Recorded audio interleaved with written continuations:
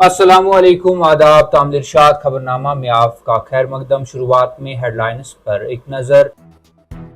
Operation sindoor نے پیغام دیا کہ نیا ہندوستان دشمنوں کو سزا دینے میں کوئی کسر نہیں چھوڑتا۔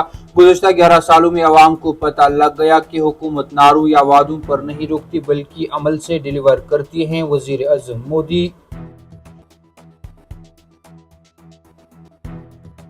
جموں کشمیر پولیس سربراہ کا دورہ ڈوڈا، کشتواڑ اور رامبن۔ آپریشنل تیاریوں اور سیکورٹی صورتحال کا لیا جائزہ۔ انٹیلیجنس گرڈ کو مضبوط بنانے، آپریشنوں کی کامیابی پر توجہ مرکوز اور پولیس اہلکاروں کی فلاح و بہبود کو یقینی بنانے پر زور۔ جموں کشمیر کے سابق نائب وزیر اعلیٰ کویندر گپتا نے بطور لداخ کے نئے لیفٹیننٹ گورنر کا حلف لیا۔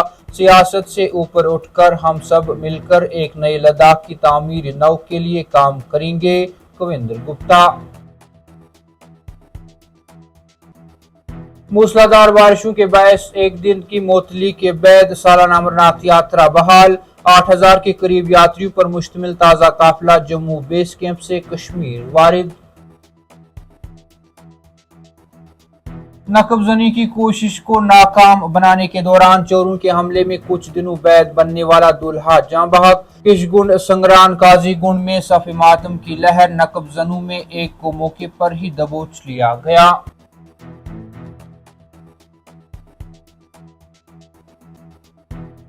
اور پاکستان کو خفیہ معاملات لیک کرنے کا الزام، پنجاب پولیس کی خصوصی سیل نے کشمیر پولیس کی مدد سے اوڑی میں فوجی اہلکار کو کیا گرفتار۔ اب پیش ہے ان خبروں کی تفصیل۔ بہار کی زمین سے پہلگام حملے کے بعد آپریشن سندور کی ستائش کرتے ہوئے وزیر اعظم نریندر مودی نے کہا کہ نیا ہندوستان دشمنوں کو سزا دینے میں کوئی کسر نہیں چھوڑتا۔ انہوں نے مزید کہا کہ زمین اور آسمان دونوں سے افواج متحرک ہیں اور جو کوئی بھی ملک کو بری نظر سے دیکھنے کی کوشش کرے گا اس کا انجام مٹی میں ہوگا۔ بہار کے موتیہاری میں آپریشن سندور کی ستائش کرتے ہوئے وزیر اعظم نریندر مودی نے کہا کہ نیا ہندوستان اپنے دشمنوں کو سزا دینے میں کوئی کسر نہیں چھوڑتا۔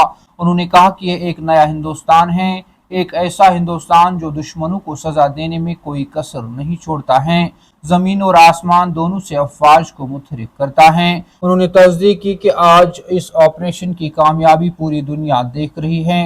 وزیر اعظم مودی نے موتیہاری میں 7,000 کروڑ روپے سے زیادہ مالیت کے ترقیاتی پروجیکٹوں کا سنگ بنیاد رکھا، افتتاح کیا اور قوم کے لیے وقف کیا۔ Director general police Nalin Prabhat نے ڈوڈا، رامبن اور کشتواڑ کے پہاڑی اضلاع میں سیکورٹی صورتحال اور انسداد دہشت گردی آپریشنوں کا جائزہ لیا۔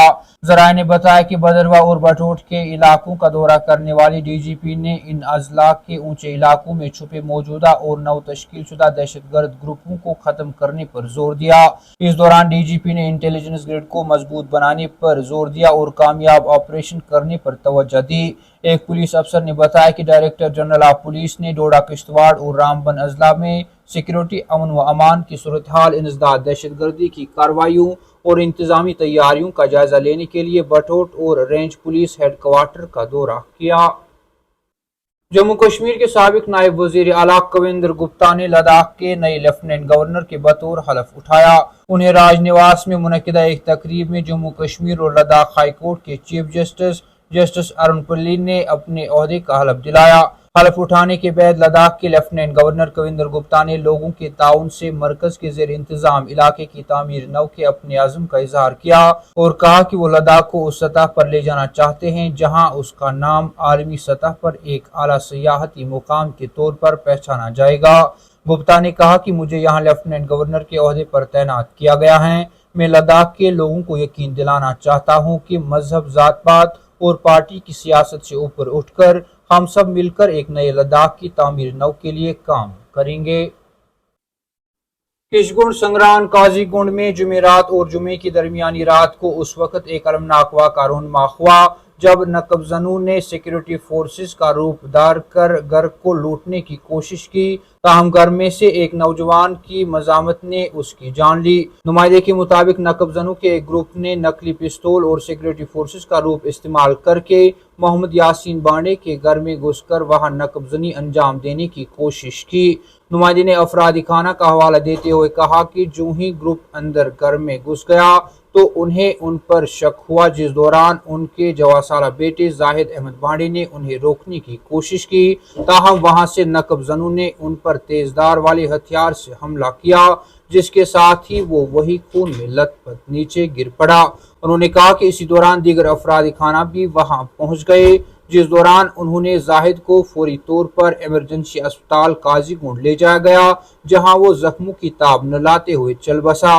زاہد احمد بانڈے کے بارے میں بتایا جاتا ہے کہ وہ کچھ ہی دنوں بعد دولہا بننے والا تھا اور اس کی شادی ہونے والی تھی۔ افرادی خانہ کے مطابق اسی دوران وہ نقب زنوں میں سے ایک کو پکڑنے میں کامیاب ہو گئے اور اس کو دبوچ لیا، جس کے بعد انہوں نے نقب زنوں کو پولیس اسٹیشن قاضی گنڈ کے حوالے کر دیا۔ پولیس کے ایک سینئر افسر نے اس کی تصدیق کرتے ہوئے بتایا کہ افرادی خانہ کی جانب سے جس شخص کو دبوچ لیا گیا تھا، اس مشتبہ شخص کے قبضے سے ایک کھلونا پستول اور ایک تیز دھار چاقو برآمد ہوا ہے۔